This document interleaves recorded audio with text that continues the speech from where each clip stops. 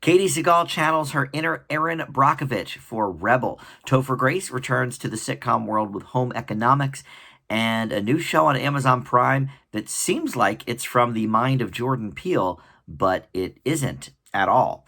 Let's talk TV.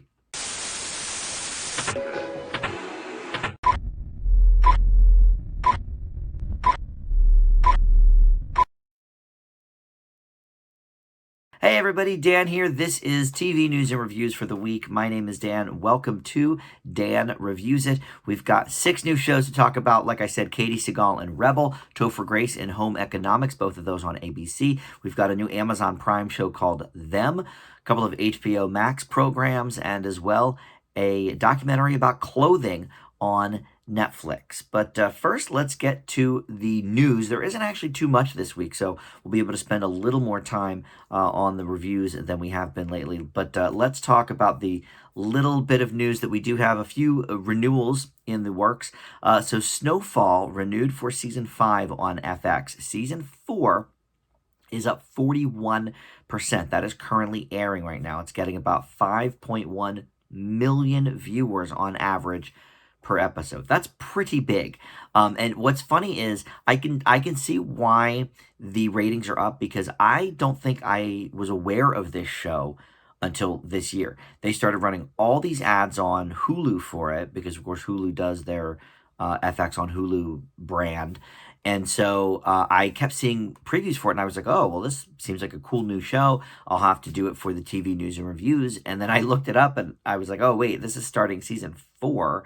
So I had never heard of this before at all, but it did seem interesting. And so, yeah, I mean, I can see why ratings are doing so well. And so that's going to be going for a season 5 next year, I guess. And then Apple TV Plus has given an early pickup to a TV series called Trying. I reviewed this last year to, I think, some lukewarm results. I don't think it blew me away, but season 2 has not premiered yet. That will be out in May, but already it's gotten a season 3 renewal. And the same thing over on Fox for Duncanville. Season 2 will premiere the last week of May, but that already has gotten a season 3 renewal. You know, Fox certainly has the animated, adult stuff on lockdown in primetime broadcast networks, but they have to sort of renew or cancel these shows early because it takes so long to sort of run them through. So they just canceled Bless the Hearts last week, and now they're renewing another one called Duncanville. So I really didn't care for that show at all, but I like a lot of people involved with it, Amy Poehler and stuff, but I thought it was kind of a lousy show. But anyway, if you do like it, that's coming back for season 3. And then ending is the MacGyver reboot. CBS sort of cleaning house on some of their longer term shows. Mom is ending this year after, I believe, 7 or 8 years, and MacGyver now, after 5 seasons, will wrap with the season finale, which will now serve as the series finale on April 30th. I mean, luckily for shows like this, there's no real, hardcore thread throughout. They're mostly just sort of, case of the week, murder of the week, whatever. So, I don't think we'll be left on a cliffhanger here on MacGyver, but I gave up on that one about halfway through season 2. I watched it for a little while, but every episode was sort of the same after a while. So, but if you do like MacGyver, catch your last few episodes here these next few weeks. All right, some odds and ends for you. So the Powerpuff Girls have been announced for the new CW reboot live action version. I mentioned last week that Donald Faison was cast as well, but I didn't know at the time that the Powerpuff Girls themselves already were cast as well. I think this must have slipped through, or maybe I just saw it and was like, well, I don't really know most of these people anyway. So turns out I do kind of know them a little bit, but Dove Cameron, who is a Disney gal, she will be one of them. Chloe Bennett, who was on Agents of S.H.I.E.L.D., and then Yana Peralt, who is sort of new on the scene. She's done a couple of things here or there, but she's sort of the new one in the mix. And they will be the Powerpuff Girls this fall on the CW. And like I said last week, Donald Faison, a part of that show as well. Other shows coming that we have not heard about yet. Well, Joel McHale is going to star in a new series for Fox, a game show called Crime Scene Kitchen. It will air this summer, Wednesdays at 9, which is sort of their rotating like competition show. You had I Can See Your Voice for a while. Then you had Name That Tune for a while, and now you've got the Game of Talents. Wednesdays at 9. Well, this summer it's Joel McHale, Crime Scene Kitchen. Chefs are going to look for clues to recreate desserts for $100,000. I guess maybe the one that gets the closest to the dessert that they're looking for. So they're going to have to basically piece together sort of the ingredients that have been left around as clues. Look, it sounds kind of stupid, but most of these shows that they've been airing on Wednesday nights do seem kind of stupid. Some of them I really like. I love The Masked Singer, obviously, but Game of Talents I didn't really care for. So it could go either way. But what's interesting about this is Joel McHale also has a show on ABC on Wednesday nights this summer, Card Sharks. They're bringing that back again this summer for their Summer Fun and Games, and that will air at 10. So if you are a huge Joel McHale fan, you can watch Crime Scene Kitchen at 9 on Fox. Flip over then to ABC at 10 for the Card Sharks remake. Benedict Cumberbatch will be starring in 39 Steps. This is a limited series at Netflix, and if that name seems familiar, Hitchcock did a movie back in 1935 about it. Both the Hitchcock movie and this show are based on a 1915 novel, and this will reteam Cumberbatch with the director of Patrick Melrose, a miniseries that he did, and I think won an Emmy for, or maybe a Golden Globe. That man's name is Edward Berger, so he's going to be directing 39 Steps as well, and that's in the works. Now, Jon Stewart is returning to TV for the first time since 2015 in a regular format. It's called The Problem with Jon Stewart, and it's going to air this fall on Apple TV+. It's basically going to be, in terms of release, sort of like the Oprah conversation on Apple TV+. Basically, whenever there's an interview Oprah wants to do, she just does a new episode. It's not like every week there's a new one. And Jon Stewart is going to have the same sort of contract where he can just do the shows as he pleases. So I'm not even sure if they'll be in seasons, or if he just will throw one up every few weeks or once a month or whatever, whenever he gets done editing it or whatever. But it's going to tackle political issues, real world issues that face this country and this world. And I love the name, The Problem with Jon Stewart. It harkens back to an old Daily Show joke when he would do like a quote unquote news segment. Of course, it's all scripted, but he would do a news segment. This is my segment on how I've been so impactful, on the lives of children. And so the graphic will come up and it'll say, Jon Stewart touches kids, or something like that. And so they're playing off of that with The Problem with Jon Stewart. I think it's very funny. And I love Jon Stewart. I miss him very much. Trevor Noah is fine, but I don't have cable anymore, so I don't watch Comedy Central live. So I'll see clips of The Daily Show with Trevor Noah, and I absolutely love Trevor Noah's book, Born a Crime. But when Jon Stewart was on Daily Show, I still had cable. I watched it every single night, without fail for years and years and years, probably a decade or more that Jon Stewart was on it. I think he did 15 or 16 years total, but I watched every night for about 10 years. Great guy, great mind on him. So I'm excited to see that. Apple TV Plus, speaking of that, the Jon Stewart show will air there, but it's also going to air The Crowded Room, which is a 10-episode straight-to-series program with Tom Holland. I just watched a couple of movies with him that were not good. I think he's really trying to break out of the Spider-Man role. We'll see if this will do it. He plays Billy Milligan, who was the first person ever to be acquitted of a crime because of multiple personality disorder. So that should be very interesting. I think he's got some chops. I just don't think he's been in a project yet that has utilized them. So maybe this will be it. That will be called The Crowded Room. And then finally, Life and Beth is coming to Hulu. This is Amy Schumer creating it. She's directing it, writing it, executive producing it, and starring in it as well. This is her baby, and she has a male lead that was just announced now. Michael Cera has signed on for it as well. I'm an Amy Schumer fan. She gets a lot of hate from a lot of people, and to be honest, I don't quite get it. I think she's funny. Yes, maybe she talks about her vagina too much in her jokes. I don't know. But look, I've enjoyed the couple of movies she's done, and I like her stand-up, and I liked Inside Amy Schumer. So I'm all on board for this. Life and Beth it's called, and that will be on Hulu. And a couple of reboots and spin-offs to talk about. Medea is back already. Now, we kind of knew this was going to happen. Tyler Perry killed off Medea in the last movie, but this one actually will be a prequel. So for, I guess, the first time ever, Perry will not be playing Medea. Multiple scripts have been ordered for this. It's called Mabel. It's going to be on Showtime, and it's set in Atlanta in 1972. So we're going to find out, I guess, the origins of Medea. Of course, 1972, she would still be an adult. I mean, if she's in her, let's say, 70s or something, now, in 1972, she would still be, she wouldn't be a kid. So whoever they get, I assume it will be somebody in their like 20s or 30s playing Medea. But I'm interested in this, I guess. I love the Medea character, but I specifically love Tyler Perry playing her. So I don't know. This could be, sort of just an impression, or maybe it will be a completely other thing where they're not really channeling Tyler Perry's version of Medea. I don't know, but I'll be interested to see what happens with that. HBO Max is going to run The Real Magic Mike. It's a competition show for, I think, 8 episodes total.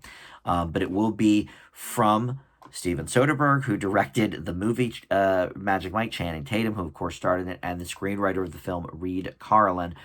All of them going to be involved with this. It's going to include 10 men that the winner will probably get a cash prize too, but the real prize is being a part of the Real Magic Mike stage show in Las Vegas. So that could be fun.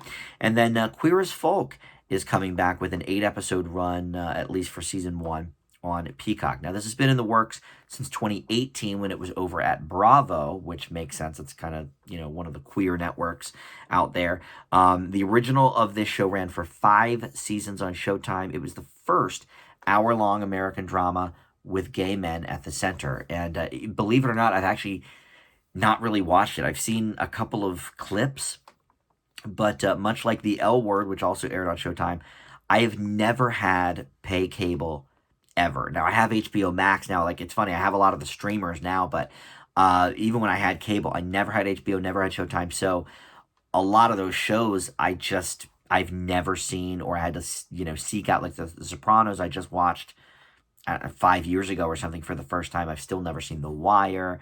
I did watch Sex and the City, of course, but, that ended up airing on TBS, although I saw it from DVDs because the DVDs were, cheap enough, but most of those Showtime shows, other than Weeds, I didn't really see a lot of Showtime programs. So Queer as Folk was one that just completely missed me. I like Hal Sparks. I know he was a part of that show.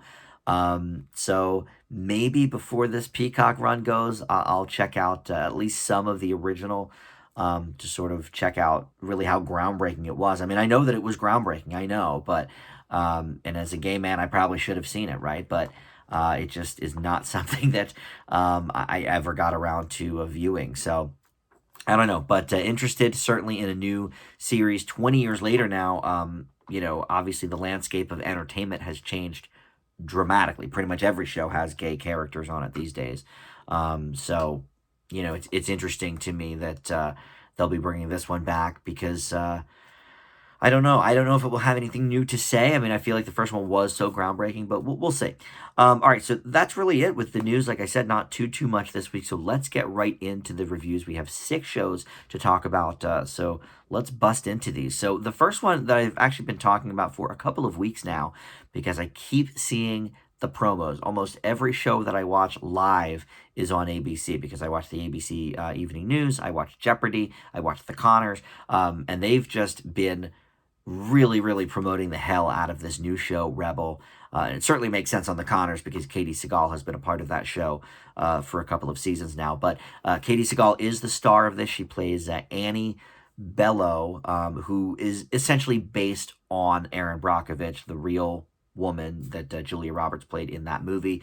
Brockovich herself is producing this program, and it's essentially about a woman like her, but it takes place in present day because there was a COVID reference right in the first episode. So it takes place present day, but a woman that sort of has Brockovich's, brash style and that sort of thing that we saw, of course, in the Julia Roberts movie. But her nickname is Rebel, and not only are we exposed to her as a advocate and all of this for civil rights and human rights, but we learn a lot about her personal life as well. She is in a sort of custody battle for her daughter with her ex, played by Andy Garcia. Then she has her current man, played by John Corbett.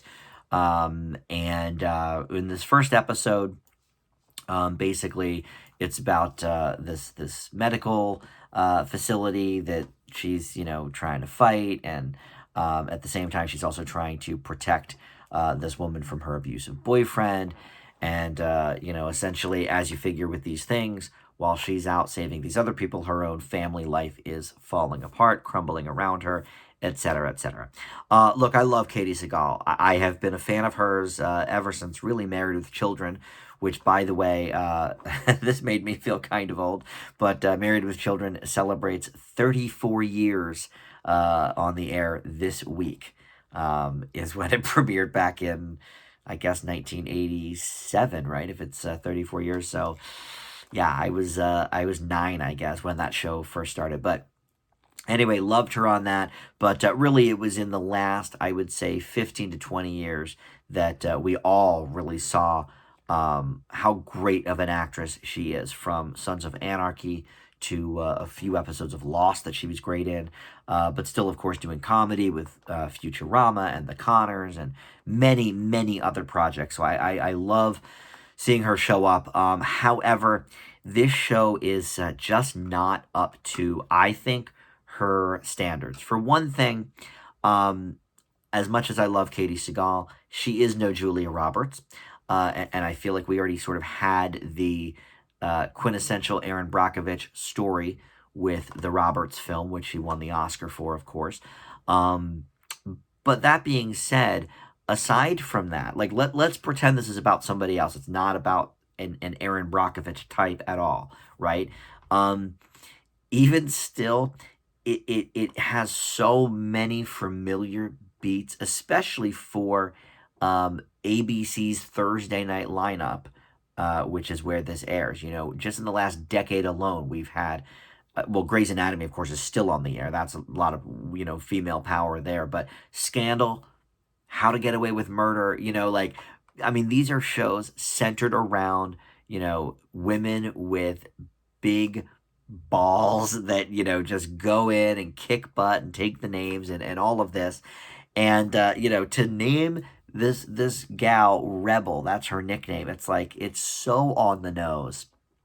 And look, this is a show that I may actually give another couple of chances. I was only able to review the first one because that's all that's been aired so far, unlike a Netflix where you can binge them. This is live on ABC, so I only saw the one episode so far. I may, because of Katie Sagal and some of the other cast members, I'm a John Corbett fan as well. Andy Garcia, I used to like a lot, but now I can kind of take him or leave him. But,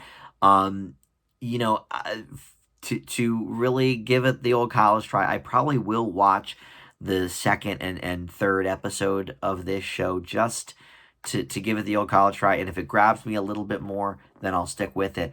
But, we've seen so many shows like this, and the whole crumbling family and oh, I'm married to my work, and so I'm gonna neglect my family. It's very tired, and we've seen it with this character specifically, even though she's not named Erin Brockovich, she's named, Annie or Rebel or whatever you want to call her. But they keep telling us that she's, this is based on Erin Brockovich. It's Brockovich, everybody, And they've, believe me, I've seen the ads. They really drive that point home. If this show came out right after the movie, I would have maybe had a different view of it, because that, look, that movie really was something I thought pretty unique. At 22 years ago, whatever that came out, we didn't see a lot of women like that just sort of kicked butt, took the names, and there you go. Now, especially on ABC, because of Shonda Rhimes, these are a dime a dozen. And Seagal, I think, deserves better material than this overall. So I leave Rebel with a C+. Up next, we're going to talk about home economics, and this is another one sort of inspired by a true life, but it's not a life really that we know. It's this guy, Michael Colton, who is the co-creator of the show, and it's largely inspired by his life. Home economics is a single camera sitcom with the relationship of three adult siblings. One of them is in the 1%, played by Timmy Tatro. His name's Connor, and he's the youngest one, but he is by far the richest. He owns his own private equity firm. He's living in a house that used to be owned by Matt Damon. And then you've got the middle child, Topher Grace, who is struggling. He's an author, but not really, lighting up the charts anymore.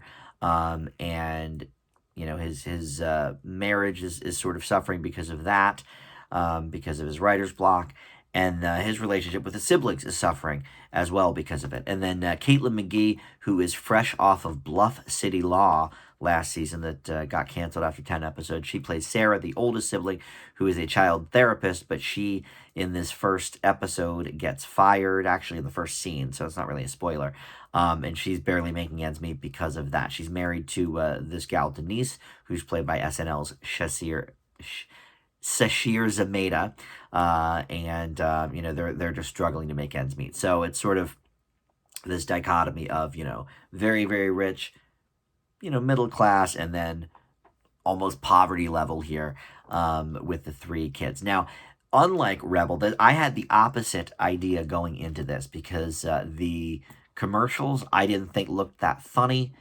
I thought, oh, okay, this is just another, they're trying to rip off Modern Family maybe with having these three different siblings and their own lives, and they're all different, da da da da da. And the jokes that they played in the commercial really didn't quite give us the whole story of how this show was going to go. I actually really enjoyed it, and maybe that's the thing with expectations. I try not to have any, but when you see so many commercials, this is on ABC, so again, I saw a lot of commercials for this. I did have sort of an expectation of not really wanting to watch this, and it turned out I really liked it. Topher Grace, I think, is a talented dude. He really tried to break into films when that 70s show was on, and the ones he got didn't really work that well. The comedies he did were sort of a miss, and then Spider-Man 3 was just horrible. But then lately, he's been trying to branch out and get some really unique things going. He was in The Black Klansman, for example, and he was just great in it. I really like him a lot. And then Caitlin McGee, Bluff City Law was not that great a show. I did end up watching all 10 of the episodes, but, it wasn't amazing, but I liked her in it. She's adorable, and I didn't know she could be funny because that was a drama, but she's very funny in this. And Jimmy Tatra, I don't really know very much at all. I guess he's more of a online star. I think he's a YouTube guy or something, TikTok, I don't know, but he's very funny here as well. So I really enjoyed this show. Again, I only watched the one episode, so we'll see where it goes from here. But it seems like it's going to be a very nice, heartwarming show, but at the same time, sort of ball busting and sort of bringing certain siblings, down to reality. And it doesn't quite have like an Arrested Development vibe because it's a little more down to earth than that. But between the sibling rivalries, it did leave me with a small shade of Arrested Development. It really did. And Modern Family, I guess, too, which is, I think, what they were kind of going for. It's even in Modern Family's old time slot, Wednesdays at 9:30. But overall, I'm interested to see where this show goes. It's probably my favorite new comedy of the year, certainly on the broadcast networks, I would say. So I leave Home Economics with a B. We'll see where it goes here. Up next, we're going to talk about Them. This is on Amazon Prime right now, and all 10 episodes are available. Sometimes they do every week, but this one, all 10 episodes are available of Them. And this is an anthology series, so each season is going to take a different family and make them the focal point. This one is called Them Covenant. It's set in 1953. It follows a black family called the Emrys, who move from North Carolina to an all-white neighborhood in L.A., and inside these episodes, we find some supernatural forces, we find some otherworldly forces, and some forces maybe deep within their own community, with a lot of white people not really wanting them in there. And so, maybe there's some not supernatural forces at work as well here. Um, this show, to look at from the poster, you would think, oh my God, this is like some kind of follow up to Us. It's got the same look as both the Jordan Peele movies, Get Out and Us. The poster is like ripped right from there. The font on the word them, it's like cursive and sort of old English, just like Us was. And if you want to rip off somebody other than Jordan Peele, well, what about American Horror Story? Because they're even calling their first season Covenant. And there was American Horror Story Coven was one of the seasons, I think. So, look, Jordan Peele had nothing to do with this. Personally, I think he could probably sue them if he want. I mean, it's such an obvious nod to Us, and specifically Us because of the font and everything. But and the daughter, one of the daughters of the family, the Emery family, was one of the daughters in Us. So you've even got that connection going in. So okay, aside from all of that, which I think is just, I just think it's gross. I mean, have your own idea, whatever, and that's fine. Well, it's not really fine. I mean, ripping. I felt the same way with the movie Antebellum. They made it so much like a Jordan Peele movie because it was from like one producer of Get Out or something. So they put that all over the poster, so you think, oh, it's Jordan Peele, but it's not. Same thing here. But aside from that, there's not a ton to write home about this either, because it is so slow moving. So I watched 2 of the 10 episodes here. And, look, the concept isn't horrible. I think we've seen a lot of this sort of stuff in the last few years, certainly, of, things set in the 50s or 60s. Lovecraft Country comes to mind as well, where, we're looking at, black lives, and how they are affected in the 50s and 60s, by these awful white people that are racist. And I think a lot of these stories are great and they need to be told, because it's horrible that, a lot of people still feel this way in this country and are still treated this way in this country. So, as a concept, great, love it. But this show just doesn't have anything new to say. Not only is it ripping off Jordan Peele in the regards that I mentioned, but it just isn't telling us any new stories. I mean, yes, maybe they're adding a little bit of a supernatural element to it. Oh, but wait, so did Lovecraft Country. So it's like, when, and who knows how long this was in development. With COVID, it's hard to tell. Maybe Lovecraft Country hadn't come out yet. Us certainly had come out, though, because that was, 3 years ago by this point. And the acting here is a little bit over the top. It's a little bit soapy. And the acting from the white people, Allison Pill is among them. And she's been in a few different things. Newsroom. She was in, guess what? One of the American Horror Stories, so here again. But even she's just sort of stumbling through the motions, because she's like, well, I've played the racist white lady already, like, are you adding anything new to my character? No? Okay, well, I guess I'll just go along with it then. So maybe by the end of the 10 episodes, it sort of catches up with itself, and we see what happens. It's only 10 days story-wise overall, because episode 1 is day 1. Episode 2 is day 3, but then as you look down the list, episodes 6 and 7 are day 7 morning and day 7 night. So, we see more things, coming down. So we'll skip a day here, but maybe, catch up later. But so it's 10 days total that these people are in this situation. But 3 days in, I just didn't find much to be compelled by, because it's just too slow and too derivative of just about everything else that I've mentioned, with this sort of theme.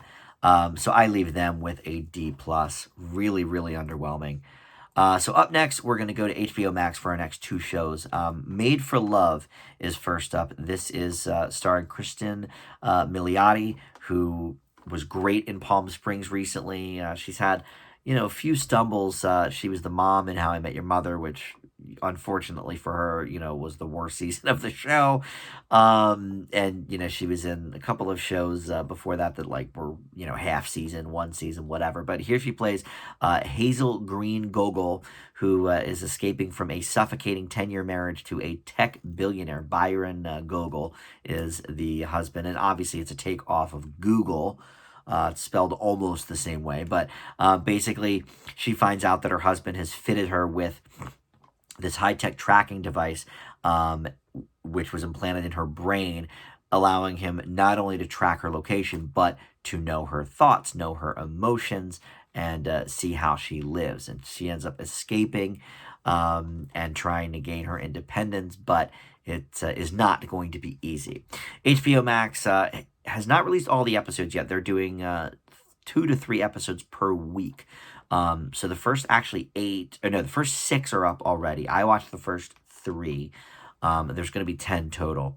And Ray Romano is here as her father, her estranged father, because she's basically been cut off from the entire world once she married this dude. They live like on this, ranch that's separate from everybody and everything, and they don't really see people. Billy Magnuson plays Byron Gogol. Um, I really enjoyed this show. I think it's got some issues, okay? But let's talk about the positives first. Milioti, I really think she's finding her groove in Hollywood. Palm Springs was a great movie. The more I think about it, I think I gave it a B plus when I watched it. But the more I think about it, I really, really loved that movie. I think it could easily, rise up above that, to an A minus maybe or something even higher eventually.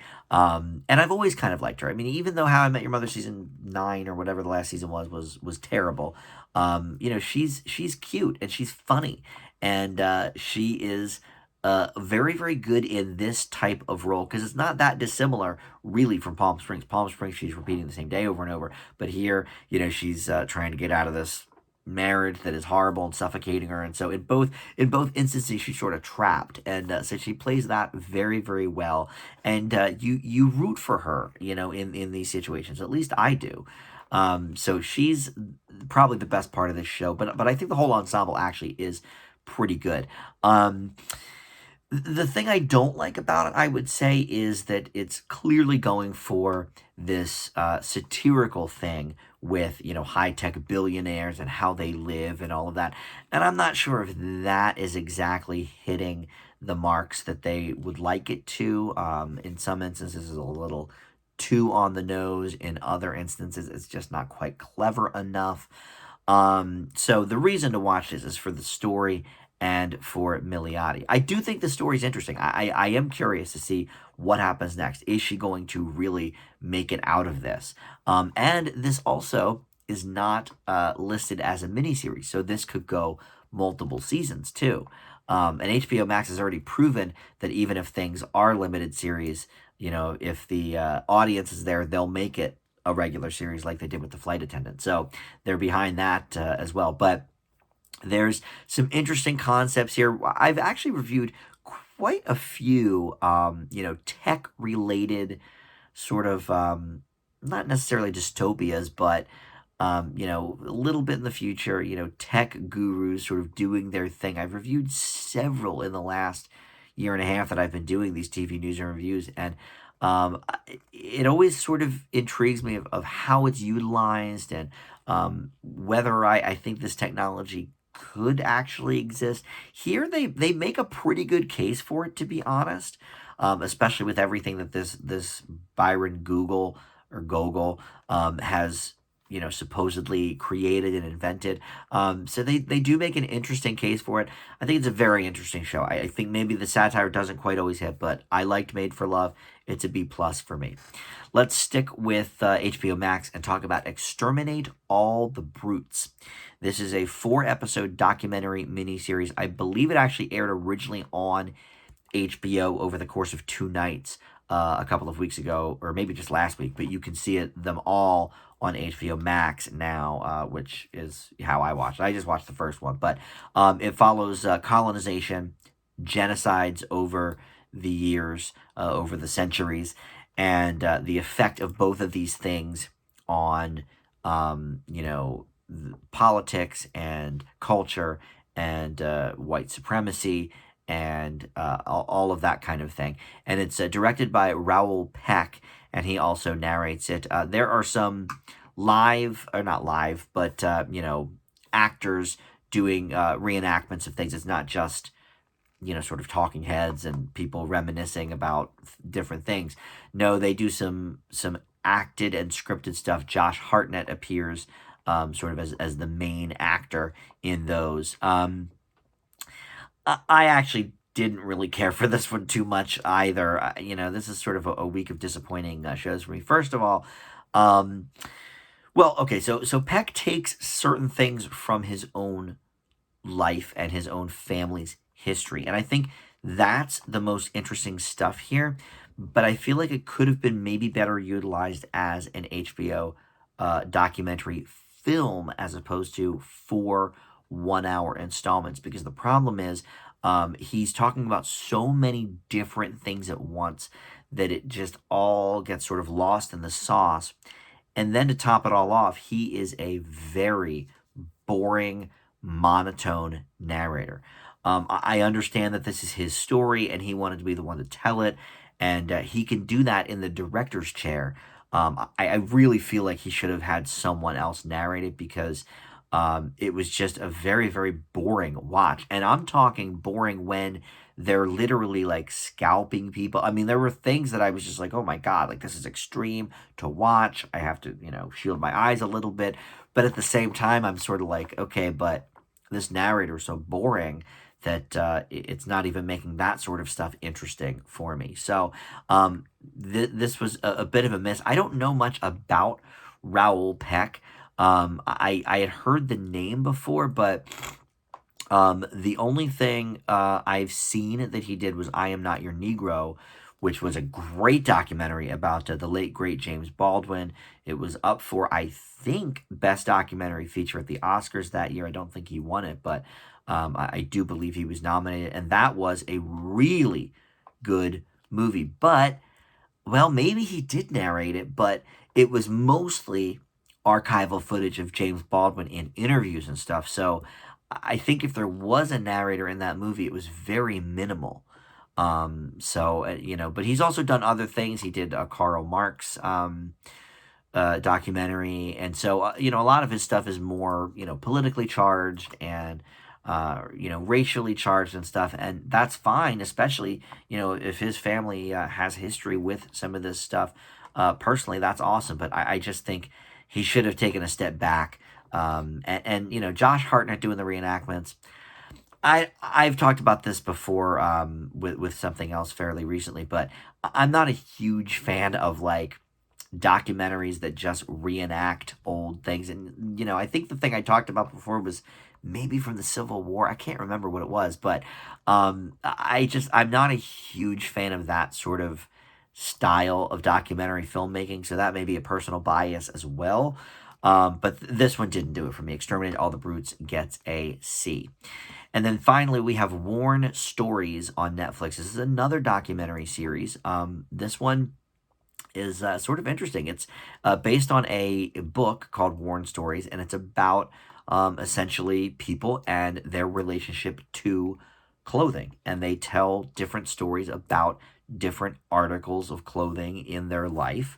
So, for example, we have Tina Turner's one, not guitarist, saxophonist, and his codpiece and how that made him feel on stage. And Tina actually bought it for him on one of the tours and da da da da. Da. So he told all these stories. And then we have another woman. I think maybe in that same episode. I watched 3 of these episodes, but another woman whose son passed away, and so she went to get one of those like airbrush shirts, and so they interviewed the guy that does these airbrush shirts for a living, and hearing the stories from family members of the deceased, and what this person meant to them, and it's really interesting stuff. I mean, they were great stories. The problem is the themes of the episodes are so boy, no pun intended, but they're threadbare. If I probably could have chosen a better synonym so it wasn't a pun, but there's just not much to the themes. Each episode does have a theme. It's like beginnings, loss, but it's like most of the stories, it's just a minuscule thing that has anything to do with the theme, and then half of their stories don't even have to do with the clothing. That's the thing that got me. Like, the stories were interesting. I can't deny that. I was definitely I learned a lot about some interesting people, and most of them are not famous. Like the Tina Turner guy, not that he's that famous, although he is the guy that does the sax solo in the Lost Boys. That's classic. So he is a little famous, but most of the people are just everyday run of the mill people telling their own stories. And yeah, some interesting stories, some humor. I definitely laughed at some of this stuff. Some of it's very heartfelt. Um, I just, again, this might have been better served as a 2-hour documentary about these people and their clothing rather than breaking it up into these moments of episodes that just, they barely had. I mean, there was like reaching to find some common ground, but the stories themselves were interesting. So I did enjoy the show. I just think it might have missed a little bit with the setup, as we go through. But I like this one. I give it a B. So nothing really blowing me away this week. But a couple of standouts for sure. I think Home Economics could be a strong contender for my favorite new network comedy of the year. And the Made for Love, very good as well. And on the documentary side of things, Warren Stories, I think, is certainly interesting and fun to watch, if a little bit scattered. So few to check out from this week's show. So that's going to do it. I'll be back next week. There's already a couple of shows I know that have premiered that I got to get to. There's a new one from Nassim Pedrad on, I think it's TBS, called Chad. That's a comedy. I loved her on SNL, so I'm excited to watch that. And some other things to get into as well. I think the new Kung Fu reboot has already premiered on the CW as well. So we'll get to that next week. But thanks for watching. We'll see you back here next time. Bye.